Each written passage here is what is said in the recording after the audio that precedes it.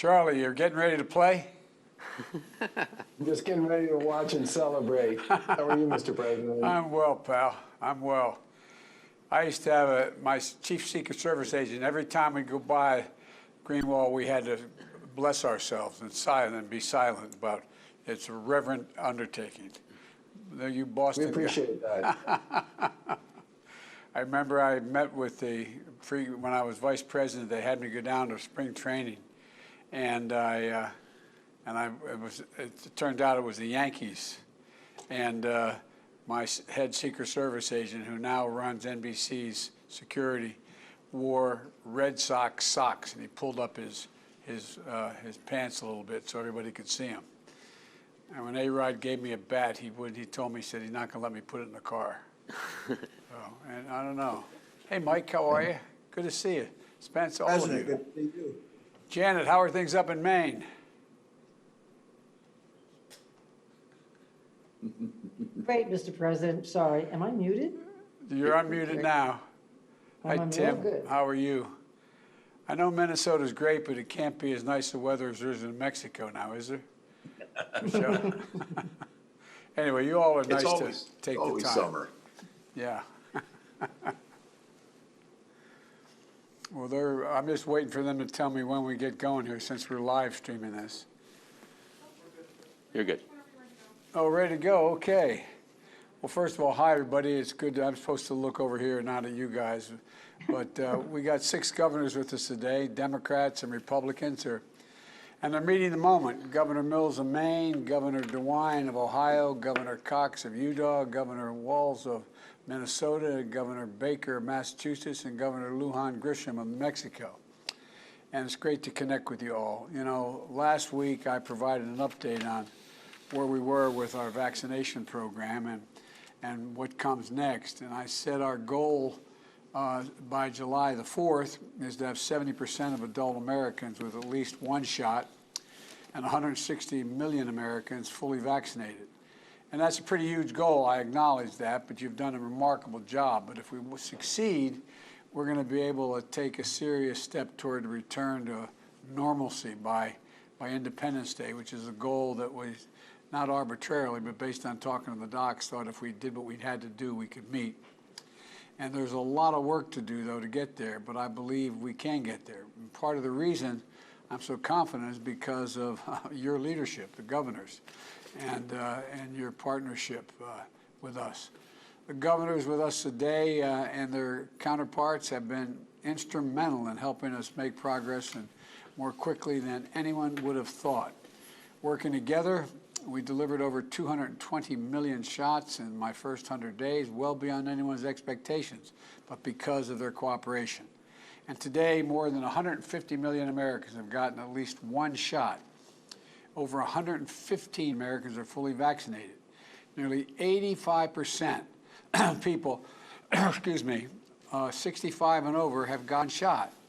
And whether it's a red state or a blue state, black, white, Latino, AAPI, Americans from every walk of life are getting their vaccines. We got more to do, though. Now cases and hospitalizations and deaths are all down. Tens of thousands of moms and dads, brothers and sisters, grandparents, neighbors, friends are still with us who I believe whom would have otherwise we would have lost but for the work of these governors. And millions of Americans are starting to live life more normally after more than a year of sacrifice. And I know everybody's tired of hearing me say this online here, but it isn't Democratic progress or Republican progress, it's American progress. And now we've got to take the next step together. I know every week you meet with Jeff Zients, who's here with me, and you go through it, and I've had a chance to meet with the Governor's Conference and others, but we decided from the very beginning, as you all remember, that how many govs did you speak with in the last, just today? Well, today we had our weekly call, so I hope most governors attend that call, which is great. And but the point is that we know we want to get something done. It's all about governors and mayors and county executives. It's all local. It's on the street. And to meet the goal that I set last week, we need to accomplish 3 things in my view. One, we have to make it easier and more convenient for all Americans to get vaccinated. And you're busting your neck doing that. 2, to build confidence in vaccines by delivering facts and answer questions to anyone who might have one and have thorough answers. And 3, by ensuring that we reach everyone with an equitable response that as we enter this next phase. And to help us get there, we've added 2 new tools. One, Americans can go to vaccines.gov, or they can text their zip code to their zip code, text it to 438829. Let me say it again, 438829. And they'll get at least 3 locations near them with vaccines in stock at that moment. And at my direction, more than 20,000 pharmacies coast to coast are now offering walk-in vaccinations, no appointment necessary. And the governors, you all are stepping up to increase the availability of walk-in vaccinations as well. The Federal Emergency Management Agency, FEMA, is shifting focus from larger vaccination sites to smaller community-based sites and mobile clinics to reach more people where they are.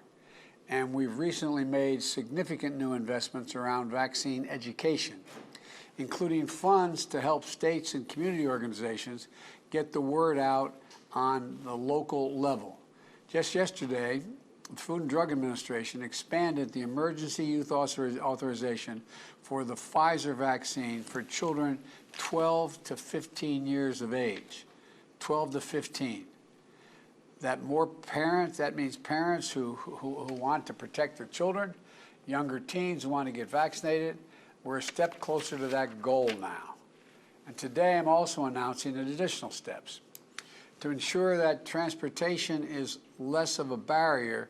From May 24th through July 4th, Uber and Lyft are both going to offer everyone free rides to and from vaccination sites. I think that is really stepping up. Both Uber and Lyft, free rides to, they'll wait, and from, they'll take you back home. And it makes it easy for students who will work with federal pharmacy partners to bring on campus vaccine sites to dozens of the nation's largest community colleges this summer. And I want to thank the governors here for making it easy as possible for students to get vaccinated. And finally, I'm announcing today that FEMA is making support available immediately for community vaccination outreach efforts. This will help states, tribes, territories, local governments, and community and faith-based organizations to make more progress on the ground. Things like phone banking, door-to-door canvassing, pop-up vaccination sites in workplaces and houses of worship. And so, once again, the governors in so many states, particularly the 6 that are here, have been essential partners in this effort. And they know it isn't about politics, it's about saving lives and livelihoods, rebuilding our economy and getting us back to our way of life. So it gets to have, the idea that we have 6 of the best governors who have worked on this with me today is really a pleasure. And all of you have done a remarkable job.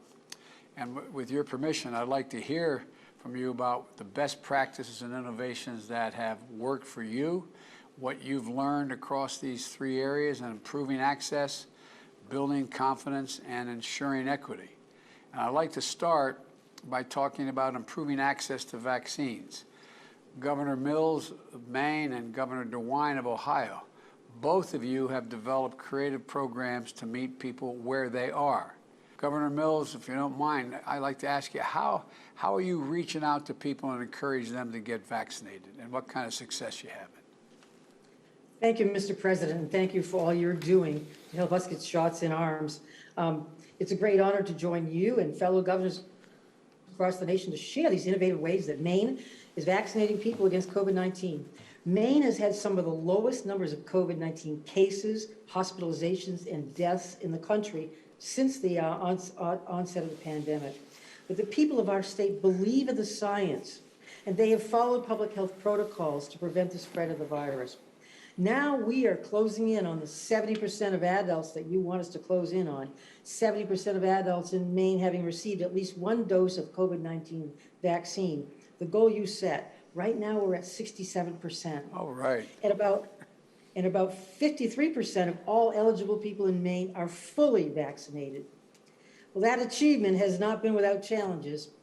We're a rural state, as you know, of 1.3 million people, the most dispersed population of any state in the lower 48, with small cities, with towns surrounded by blueberry barrens, potato fields, and forests, towns on islands, people living at the very end of a road.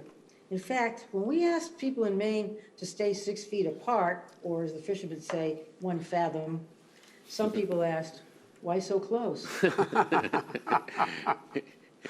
We're also the oldest state in the nation, with more than 20% of our population being over 65. So low population density and age are our big challenges.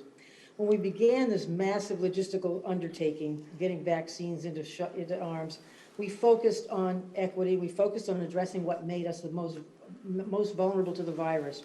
So we knew that older individuals were more likely to get very sick and suffer and die.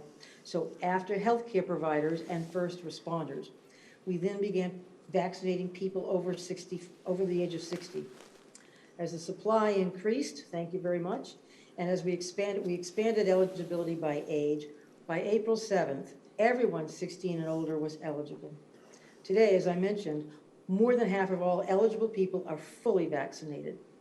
Nearly every day, our state has led the nation in getting shots in arms. But we're not dropping our guard, we're not slowing down. Every shot in arm, we know, is a death prevented, a life saved, a family kept whole. So Maine is doubling down on accessing hard-to-reach communities and for people who are hesitant, like the woman in Western Maine who drove a truck 5 miles down from her mountaintop home to be the first in line at the pharmacy one morning. If you build it, we thought, they will come. With remarkable cooperation by our big healthcare systems, we started with the mass vaccination clinics, with the National Guard, local personnel, and volunteers. Now we are participating with FEMA on a mobile vaccination unit that's getting to those hard-to-reach people and underserved populations. We have drive-through clinics for adults with intellectual and developmental disabilities. We're hosting pop-up clinics for hard-to-reach groups at their workplaces. We have vaccinated homebound seniors in their homes. And we've expanded walk-in hours and morning and late evening hours for shift workers, like the woman working the night shift in a bakery in Lewiston. We've brought clinics to the islands for fishermen's families. We've operated clinics at houses of worship, from mosques to the Methodists. And like many other states, we've offered free transportation and a very smooth vaccination experience. But I'm pleased to announce to you that as of today, for those who get their first shot between now and Memorial Day, we're offering a voucher from our Fish and Wildlife Department and our Parks and Conservation folks, and from retailers like LL Bean, the Portland Sea Dogs, our minor league baseball team, Charlie knows so well, and the Oxford Plains Speedway, our biggest racetrack, to get free tickets to a ball game or a race event, a free fishing license or hunting license, or a gift card for outdoor gear. We're calling this your shot to get outdoors. Oh, it's corny, I know. But we know that people in Maine have found refuge and relief in Mother Nature throughout the pandemic. So these incentives will encourage that outdoor activity while getting more shots in arms as quickly as possible. So thank you, Mr. President, for your support for all the states. Maine is doing everything we can to put this pandemic behind us. We're giving it our best shot. Thank you. Well, Gov, thank you. Thank you. I think that it's remarkable what you're doing. And, you know, excuse me, well, I'll get back. I want to hear from Mike first, then I want to ask you both a question, if I may. Mike, Gov, fire away, Ohio. Mr. President, thank you for doing this. We appreciate you listening. I want to say hi to Jeff and tell him we appreciate his work and the fact that he listens, and we're on the phone again today. So that's very, very helpful to us. Mr. President, we've taken a community approach to this. Ohio is a state of communities. We started off right from the word go about 650 locations. We're now up to 1,900 locations. where people can get the shot. And in addition to that, we have new pop-up places every day. We have the mobile clinics out as well. And that's worked exceedingly well. We started early on with pharmacies, and we think that has been very important, as well as our health departments, as well as our federally qualified clinics and our hospitals. We have a lot of nursing homes and a lot of assisted living in Ohio. I think over 1,700.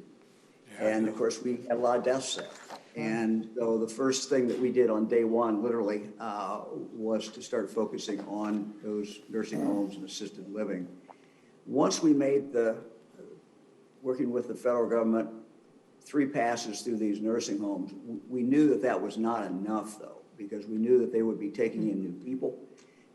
They would have new residents every day. They would have new employees every day. So we have set up a vaccine maintenance program that's working with their pharmacy and is making sure that every single week they've got new vaccine going into these 1,700 nursing homes. And I think that makes a difference, again, taking it to people where they are. Our National Guard is going out, and has been going out for weeks, into senior housing, taking it right into the lobby, setting up shop, vaccinating people. All they have to do is come down from their rooms. And that has worked, we think, very, very well. We're really decentralized in Ohio, Mr. President. We have 113 local health departments. And it's the local health departments, it's the mayors, it's the counties. They are the ones where really the action is. So I'm on the phone every Monday morning for 45 minutes with every one of our health departments, and I learn a lot. They tell us what they need, what we can do to help them. We try to get them right away, whatever they need. But we also hear from them the innovation that they're doing. And the innovation, as you know, as you said at the beginning, comes locally. And so we'll take that innovation from one health department, what they're doing, and then make sure that other health departments are aware of that, and other providers around the state are aware of that. So it's very, very, very important. We have taken vaccine in August. We went out, in February, we went out and vaccinated every teacher in the state who wanted to be vaccinated. We actually took the vaccine to a place close to them. In some cases, it was directly into their school. That enabled us to open up virtually every single school on March 1st. But again, it was taking it to them. We've done the same thing with colleges before college was out for the summer. We've done it working with our labor unions. We've done it working with businesses. A lot of innovation going on in businesses. And what we found is the businesses that have us come in, have a health partner that does it. They work very closely with their employees, and they're able to get an uptake that, quite candidly, I don't think we would have gotten any other way but by taking that directly into that business. We are really at the ground game now. We've always been at the ground game, but I think you're seeing governors, continue to push out and go to where people are. We have some health departments are literally out knocking on doors. We have mobile clinics going around, and we want to reach people, exactly where they are. Just a couple observations. There certainly has been a appetite for the Johnson & Johnson. We're seeing that there are people who really want Johnson & Johnson. They want that one shot and to be done. There also clearly was an appetite for walk-up clinics. And so, most of the clinics in Ohio, as you said, are open for walk-ups. And there's people who just want to go. They want to make up their mind that day and go out and be able to knock on the door. Finally, we're very, very excited about being able to vaccinate 12, 13, 14, and 15-year-olds. And we've got plans in schools. We also have plans in the summer with Boys Club, Girls Clubs, feeding programs, and other things, trying to take this to where people are. So thank you for doing this, Mr. President. Well, Thank you both for what you guys are doing. And one of the things that I wanted to ask Governor Mills is that the idea of engaging in and offering benefits like everything from fishing licenses on, my guess is free tickets and vouchers, my guess is that's probably going to, I mean, do you have any? I think so. We're offering a great spectrum of things, and I think it'll be an incentive to those who are still, maybe still hesitant. You know, people who would love to go to LL Bean or go online and buy a new hunting vest or whatnot, and local governments. And I've seen people delight at being able to drive up, get out, walk through the trailer, sit back in their car for 15 minutes, be watched, you know, remotely, and drive off feeling free and clear of COVID. Mike, how about you? Mr. President, all mobile clinics are not alike, at least in Ohio. Just a couple examples. Ohio Northern University is going out into small communities, and they announce when they're going to be there. They're going to be here this afternoon in this community. So it allows people in smaller communities to have it in their community, and they know when it's coming. We're seeing it in cities. I was in Cincinnati this past few days ago, and what they're doing is they're using that as a base, but they're going out. The one I saw was actually in a library, but they use that mobile clinic as kind of the base to store and to bring the vaccine out. So it's going out. It's trying to be innovative, trying to figure out, you know, how do we take it directly to people. The reality is, and my wife Fran and I have been to, I think, 37, 38 different vaccine clinics. And we always talk to the people who are getting vaccinated. And yet we talk to those who have maybe hesitated in the past. And what you find is that sometimes they've been waiting, and they've been really waiting for an opportunity, something that makes it easier to do. It's not that they're against getting vaccine, they just haven't got around to it yet. And so getting that person, getting them the vaccines, make it easy, make it convenient, I think is very important. Well, thank you both. You're doing a heck of a job. I'd like to turn to Governor Cox now of Utah and Governor Walz of Minnesota. Another critical issue is increasing confidence among people who are hesitant to get the vaccine. Governor Cox, I know you're bringing community leaders in to build confidence. Tell me about your efforts and how it practically is functioning, what you're seeing from those efforts. Well, thank you, Mr. President. It's great to be with you. We appreciate Jeff taking all of our complaints over the past few months. He's been remarkable in helping us resolve all of those and mostly. And by the way, he doesn't own any pharmacies. I just want you guys to know. We're very well aware, but thanks for allowing us to participate and highlight some of the good things that you're doing and that are working well. By the way, just an aside and a tip for our media partners, I occasionally see reporting that focuses on what percentage of the total population has been vaccinated. That's great for places like Maine with the oldest population in the country, for places like Utah with the youngest population in the country, and of course, a large significant portion of our state that is not eligible to be vaccinated.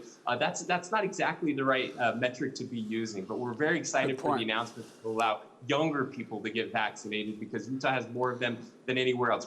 Mr. President, we're really good at having kids here, so we're excited to have that opportunity. When you talk about hesitancy, though, I want to mention that it's most important to be very flexible and adaptable. What was working a month ago isn't necessarily going to work today. Yeah. Of course, we have a vision for where we want to go and where we are in this phase of the vaccination campaign. Data collection is absolutely critical, and this is something I want to mention that the Governor DeWine just touched on. But while some states go into the field to do some polling, we are in the field every day of every week, constantly getting new data to understand that population that is remaining that hasn't gotten the vaccine. And I think that's really important for everyone to understand. We often just talk about the vaccine hesitant population as one big group, but it's really much more than that. I like to say we've moved from what I call the vaccine ecstatic and the vaccine excited phase, and we're now in the vaccine busy or the vaccine curious phase.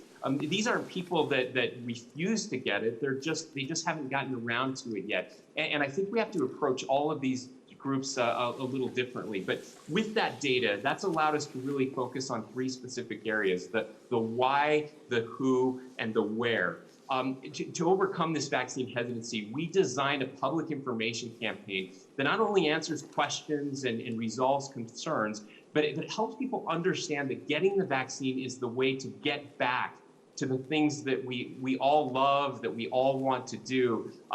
Weddings and family reunions, Utah Jazz games, the best team in the league right now, churches, hugging grandparents, quinceañeras, all of those things that we care about. We want people to understand that the vaccine is really the key to ending that. And that's one area where we could use some help from the White House and others, and that is modeling what a fully vaccinated person can do. I like to say that we have fully vaccinated people, we should start acting like it. And that's a big motivation to get the unvaccinated to want to get vaccinated. Next up, we focus on the who. And I think, Mr. President, this may be the most important of all. Through our research, it became clear that people trust their family doctors, their local community leaders and church leaders, their family, friends, and neighbors a lot more than they trust government on this issue. So we've been working directly with those different voices to empower them and give them a platform to encourage vaccinations, which leads to the third, and the other governors have talked about this, so I won't take as much time, but the where is so important for this next phase and the next group of people now that we have enough vaccine for everyone. And so these mobile pop-up clinics that we're talking about really matter. And when you partner with the who, the right voices in a community. So for example, in our Latino community, we're working with churches and pastors who will bring these mobile pop-up clinics right to the church where people can go and get those vaccines. We've opened a portal to any organization in our state, businesses, churches, nonprofits, summer camps. Anyone that wants a mobile vaccination clinic can request one. We go directly to them. They have a party. People can come and get vaccinated. And we're finding that those trusted voices are helping us with that next phase of people who are a little unsure or just didn't have enough time to get around to it. We're taking out all of the excuses to not get a vaccine. And that's where we are now, Mr. President. We're excited as we continue to reach towards that goal of getting 70% of our adults vaccinated.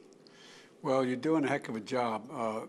And the idea you're talking about is what we nationally can do in terms of drawing a portrait of what it means if you're fully vaccinated, what you can do and what you can't do relative to the rest of the population. And we're just getting there now to the degree that I think you're going to see a more aggressive effort on our part to lay out that once vaccinated, it's not only you can hug your grandchildren, you can do a lot more. And whether or not you have to have, even at some point soon, mask inside versus outside. I mean, so and if anything, we've gone a little slower to make sure we're exactly right as terms of the percent of the population that has been vaccinated, the adult population. But I think, Jeff, we're going to be moving on that in the next little bit, aren't we? Yeah, I think we expect more and more guidance from the CDC for vaccinated people. And, it's not everybody, but I think you're right about it would increase the prospects of the desire to get vaccinated, as well. And one of the things, Tim, what are you seeing up in your state right now? Well, first of all, thank you, Mr. President, for making this opportunity available. I'll echo our thanks to Jeff Zients and his team. They pick up the phone no matter what the question is, and they get us answers. I'd like to give a special thank you to the other governors who are on here. They have been a source of information and inspiration, best practices as we share together. And I would certainly associate myself with Governor Cox's remarks when it comes to confidence and how to get it done. I do think making that connection of what it means to get vaccinated and get it done quickly. We saw here in Minnesota where, along with Michigan, we saw a spike here recently in this latest surge around the B117 variant. But because of the availability of the vaccine, the speed that it had gotten out, we were able to blunt that. And what that meant is hospitals did not become overwhelmed. We did not have to close back down doing many of the things we were doing. And the most important thing is far fewer people died from that. So this idea of getting it into arms and getting it out there has real world consequences. And I do agree. The confidence is based on the data. Governor Cox is exactly right. We believe in the data. We believe in transparency. And for the governors who are on here, this is kind of the bane of our existence of trying to get this data because it gets pounced on. You're not doing this, you're doing that. But I think being transparent, open, and use that data with the public shows them you measure what you care about. And that's how we focused, much like it sounds like Utah, and my guess is many others are doing it. But each state's a little different, and I think we had some built-in advantages. One is we had trusted third-party validators like the Mayo Clinic to be able to validate some of this data. But we also have a tradition here. We had the highest voter turnout in the last election. We also had the highest return. I'm sure that's to the angst of New York, but we were able to do that. And the strategies that it takes to get people to vote, like Governor Cox said, some are very enthusiastic about it. Some maybe go if they have the opportunity. Same thing with the census. So what we understood is the folks who make those so successful are local trusted partners, as you've heard. And one of the great success stories is listening to those folks who know how to do it. Here in Minnesota, we have 11 sovereign tribal nations. They did this better than anybody else in the country. They focused on their elders, they focused on multi-generational households, and they focused on delivering where people were at. That same model, we're kind of one of the centers of pork and poultry production. Those facilities were hardest hit. They are, many of them are communities of color and immigrant community. They're multi-generational households that can spread amongst a nexus of Iowa, South Dakota, Minnesota. And those communities had many reasons to be hesitant. They were hit hard, there were casualties, there was a lack of trust in those communities. So there's a story got told on PBS NewsHour. A young organizer named Jessica Velasco used some of those principles in her community where she was well known, knocked door to door, and we saw some of the highest rates of uptake on the first days, above 70%. In these facilities where we were doing multi-generational vaccinations. So again, it's not assuming these people are hesitant, they're ideologically opposed. It's trying to understand where they're at, what are the differences. Some are going to respond differently to different groups. And just candid, these outreach, the buses, the pulling into parking lots. Tonight I see Governor Baker's there. I'll be at the St. Paul Saints opener, a Twins affiliate, and we're giving vaccinations to folks coming through the gate as they come there. They know that a vaccinated Saints fan is someone in the seats, and it's starting to connect all these with partners. And when I got my vaccine, I was glad I took my friend along, a predecessor of mine, former Republican Governor Tim Paulini, and we got vaccinated together. And my message to folks there's a lot of good reasons to get vaccinated, but for some of them, you know, if you need another one, go get vaccinated so you're alive to vote against me in the next election. I don't care. I just want to get it done. And I think this idea of not shaming people, not thinking that it wasn't there, understanding that maybe you have an expecting mother who wants more information, data, third-party validators, and then trusted delivery methods of this. And we used the voting census model on a way to get that out there, and then partnered and brought it to where people are at. And I'm proud to say we're at 64% of your goal today, Mr. President. We will be there. But I think all of us know this is going to be a little longer process, but folks are coming along. So I want to thank you for highlighting this. And I want to thank the fellow governors for all the advice and good ideas they've been able to give to us. Well, Tim, you've been a stand-up guy and going out and just reaching out to every place you can. And one of the things that I've found, and I've been to an awful lot of vaccination sites around the country and in my home state, is that it really does get down to, for that person who allegedly is an anti-vaxxer, it gets down in many cases just to convenience. Like you're walking through the gate, oh yeah, okay, I'm here, go ahead. You know, give me a shot. I can do it. That's what I've been so impressed. And it doesn't surprise me, actually, that governors and local officials are really good at knowing how to do that. It's a little bit like, you know, getting out the census, as you said. So I appreciate that. Now, before we hear from the final two governors, I want to bring my top advisor on health equity, and Governor Marcella Nunez Smith. And governor, I made her a governor, doctor.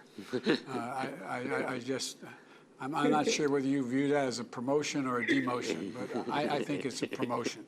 But at any rate, tell us what's going on and give us a quick overview of the work you've been doing to ensure the equity response, because we've been told that, that in fact, anyway, I'll let you do the talking here. Thank you so much. Good afternoon, Mr. President. Good afternoon, Governor. It's just so very good to be with you today. I want to echo and thank you so much to you, all your teams, all that you're doing to center equity in your vaccination campaigns. As you've even referenced, it's important for us to hold a very broad understanding of the many groups that have been hard hit by the pandemic. Just for the minutes today, though, I want to focus in on race and place, on people of color and rurality in particular. And I want to share some of what we're finding in the federal vaccination channels. From the very beginning in those channels, it was key, as you all have done, to take a very intentional approach to center on equity. In the federal program, that meant taking a place-based approach.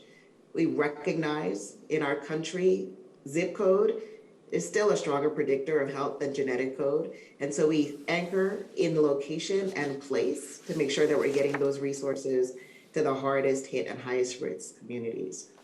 So setting up direct allocation to our country's community health centers, and including to rural health clinics, to local independent chain pharmacies, and of course, to the community vaccination centers. And as so many of you have referenced already, supporting mobile capacity. That is key to meeting people exactly where they are. So I want to share with you some of the demographic data. We have high quality demographic data that lift up and echo the need for data to drive our response. And so in the federal vaccination channels, what we see is encouraging. About 70% of vaccinations at community health centers have been administered to people of color. And that number is 60% for the community vaccination centers. And those are all of them located in hard hit communities. And over 40% of the pharmacies in the federal retail pharmacy program are located in high risk areas. And if we look in the last 2 weeks, over 46% of those pharmacy doses have been administered to people of color. So of course, there is absolutely more work to do. As you all illustrate, equity work, reaching to communities, that's hyper local. So key to recognize that communities are the experts in what they need and to partner. As the examples have really showed, partnering with trusted local community leaders is a must. So we're all looking forward together as the vaccination efforts charge on prioritizing access, focusing in on ease and convenience, and addressing those structural barriers we begin to talk about. Sure, people have the opportunity to get connected to vaccine without an appointment, making sure that there is paid time off for vaccination and any recovery time, and thinking about other things like transportation and providing that assistance. So in addition to making sure that everyone has access to vaccination, we have to make sure they have access to the accurate information about vaccines from the people that they know and from the people that they trust. So making sure that everyone, that is every person, every community, can benefit from this scientific discovery. And we could all agree that's how we all together get to the other side of the pandemic. So just as I wrap, I want to say, we know equity does not happen by default, and it never has. So thank you for all you're doing, for sustaining this commitment, and of course, for your leadership. Well, thank you very much. And now I want to bring in Governor Baker, Massachusetts, and Governor Lujan Grisham in Mexico, who've been focused on equity in their states responsible in responding to this pandemic. And first to you, Governor Baker, can you share with us how the Commonwealth is making sure that every community has access and information and opportunity to get vaccinated? And tell me, if you don't mind, give me your opinion whether you think Lyft and these two outfits are going to provide free transportation. It seems to me, where I come from, a lot of the communities of color use these facilities, and because they don't have automobiles. Anyway, I don't want to hold you up from the game here either, Charlie, but you've been doing a hell of a job across the board. You really have. Hope that doesn't ruin your reputation coming from a Democrat, but you're doing a hell of a job. Thank you very much. Thank you much, Mr. President. And I'm going to also give Jeff Zients and his team a shout out for all the work they've been doing to help us, help you, the American people, succeed in getting vaccinated. Massachusetts is number 2 in the country. We have about 74% of our adult population that's gotten a first dose. My friends north of us in Vermont are ahead of us, and we're going to do all we can to catch up to them. But our program was basically what I refer to as a mixed model.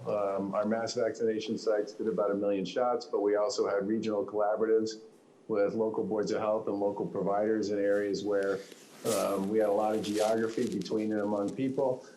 We had tremendous participation from our healthcare community, all the way from the hospital systems to the physician offices. And our community health centers were a big part of the show for us very early on. And with respect to equity, one of the places we started straight out of the gate was a big aggressive program to do outreach to congregate care. And this meant, group homes that take care of people with developmental disabilities and mental health issues. It meant hitting a lot of the senior sites that weren't part of the pharmacy program. It also meant going after homeless shelters and some of the folks who worked and were residents there. And I think in many ways, that approach, which sort of targeted a variety of different objectives early on, is the way we framed it all the way through. And our community health centers, to sort of follow up on several previous comments, have been big players for us. And in some cases, they've been partnering with hospitals and with churches and senior centers and community centers and mobile vaccine players to do pop-up clinics. And it's very interesting when you have the muscle of a big hospital system that can be a big supporter of a community health center that's running a program in conjunction with them in a church or a community center or a senior center. You've basically got all the trusted voices in that particular neighborhood working together, delivering the same message, which is that this is a good idea and this is something that you should be willing to do. And we, of course, track our data as well. And we've managed to successfully vaccinate so far our Hispanic community, our Asian community, our Black community at rates that's right up there with our white community as well. We still have some work to do there, but we've made a lot of progress. And I guess I would say that I think the transportation issue is a big deal.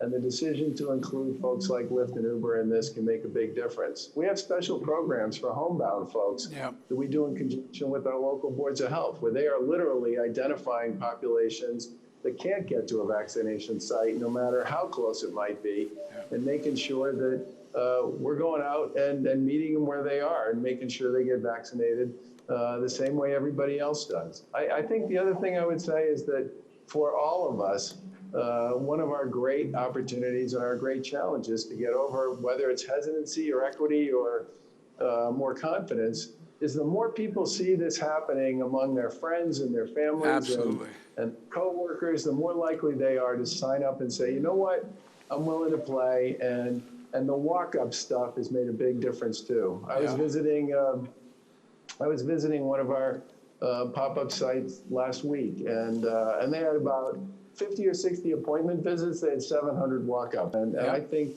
the walk-up stuff can be a really big deal in terms of making sure that we create other opportunities for people, especially younger people. I get 3 kids in their 20s. I'm well aware of how they feel about appointment scheduling. I think in many ways, as we move down the age quartiles here, being able to just make this available in a bunch of different locations and recognizing and understanding that everybody doesn't work off a calendar and a schedule is going to be a big part of getting this done. We've also been talking to our primary care docs and our pediatricians about how they're going to help, and our schools about how they're going to help us with the folks under the age of 16, the 12 to 15 community. And I think in many ways, the biggest thing we as governors have tried to do is pursue a variety of data-driven approaches based on what we're hearing from people on the ground and recognizing and understanding that the same approach isn't going to work in every place, and you got to be willing to be flexible and put a lot of different approaches into the mix to get this done. And let me just close again by saying how much we appreciate the chance we've had to work with your administration on this, and we're going to work really hard to make sure we get everybody who wants a vaccine vaccinated by the 4th of July. Well, thanks, Charlie. Thank you. Doing a hell of a job. Governor Lujan Grisham, what about New Mexico? How are you doing out there? No, we, as my good friend and colleague, Governor Baker, mentioned that we were leading, and now all of these fantastic governors and so many more are chasing us or eclipsing us. And this positive, as you say, Mr. President, approach to getting every American vaccinated is making a difference. And we are effective collaborators, and with your team and Jeff Zients and others, it provides the kind of ecosystem for us to leverage any number of best practices. And as I can tell you that we're going to meet your goal and exceed it by first shots, 70% by July 4th. And we've made a statement that by July 1, we're going to hit all of our targets. But I want to tell you, for a multicultural, a minority majority state, 23 sovereign nations in New Mexico, Mr. President, and they're going to have 70% or more of their population with 2 shots by July 4th, and probably earlier. And we have some sovereign nations that have a 95% 2 shots in arms, fully vaccinated population. And it's been a very effective partnership with sovereign nations, Indian Health Service, so the federal government, and your COVID team under your leadership. And it's made a remarkable difference because they were being hit hard. But I'm going to focus on a couple of things that we did a bit differently that I think really contributed to our ability to make sure that we were equity focused and equity driven. We had the first in the nation registration system. And while I do agree it's registering for a 16 or 17-year-old may not be optimum, I was actually pleasantly surprised at the number of New Mexicans who early registered for a vaccine. And that data allowed us to see whether or not we were getting minority populations, whether we were getting to rural and frontier areas in the state, whether highly concentrations of extreme poverty, whether we were getting to those areas, which meant that we could then drive vaccine, both access and delivery, to those populations. And like every state, we used that system to do now walk-ins and pop-ups, and any business can get on our site or call us or communicate with us in any number of ways, no wrong door, and we'll come to you. We'll set up automatically a vaccine site, as you've heard, at a church, at a business, at a grocery store, at a library, at a pediatrician's office, anywhere, everywhere in the state, and we're also using mobile clinics. The third thing that we are doing that we believe will also continue to do that equity-focused investment, we set aside 25% of our vaccines at the very earliest to make sure that we always had equity-driven vaccine access. But New Mexico has more than 50%, more than half of our population, Mr. President, is on Medicaid. So now I can use that Medicaid data, and I can tell you both from an equity standpoint and just an access standpoint, I can tell every primary care physician who in their patient population is yet to be vaccinated, and push those vaccines into those doctors' offices by utilizing Medicaid information. And it's that same utilization data that tells me who's on hospice, who's homebound, who's got a disability, so that we can continue to make sure that we close the gap every single day in terms of New Mexicans who are yet to be vaccinated. And I also think that the equity numbers can improve by many of the incentives that you're hearing about, and I'm going to use Medicaid as another tool for incentives. You can, in Medicaid, have kind of a points reward system for people to engage in improving their health outcomes. So we maximize, we give you more of those points so you can buy sports equipment for your family and kids, so that you can engage in fresh farmers markets. And this is another way that we get these really hard to reach populations using Medicaid as a huge driver in our registry system. So data, making sure that we're pushing vaccines into the communities and then into the arms of New Mexicans every single day.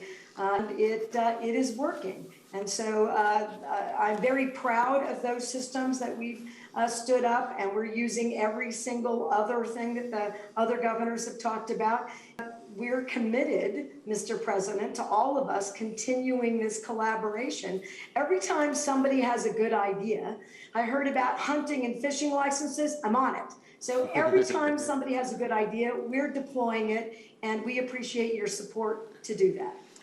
Well, you've done an incredible job. And I know you know Jill, I'm Jill's husband, been out to Navajo Nation now on 3 occasions. And one of the things that a closing comment, I'm trespassing on your time, I know. But I'm of the view, and I've been characterized as a congenital optimist, so maybe you can discount what I'm about to say. But I think the experience we've had with what has been one of the, because of all of your work, maybe the most significant major logistical undertaking that we've ever done short of war here, getting all this out and done, or continuing it done. I think we're going to find the lessons you've all learned, and we've all learned from this, are going to apply to a whole hell of a lot more of what we do in terms of delivering health care. And I'm not talking about more government spend. I'm talking about be able to communicate and connect people with basic health care. And there's new science going on right now about the mRNA, capacity to be able to adjust to maybe even dealing with cancer and other diseases. And I think that they're going to be other pandemics, and we've got to. And I'm dealing with other world leaders about how we're going to deal with it, because you can't build a wall high enough to keep a virus out. But I am optimistic. I think we're going to see in the next 3 or 4 years the ability to provide access to and uptake of significant additional healthcare initiatives that are going to affect everything from the basic scientific research the companies like Pfizer and others are going to be doing with their mRNA vaccines, as well as applying it to other diseases as well, and some of them communicable diseases. But at any rate, I just want to thank you all.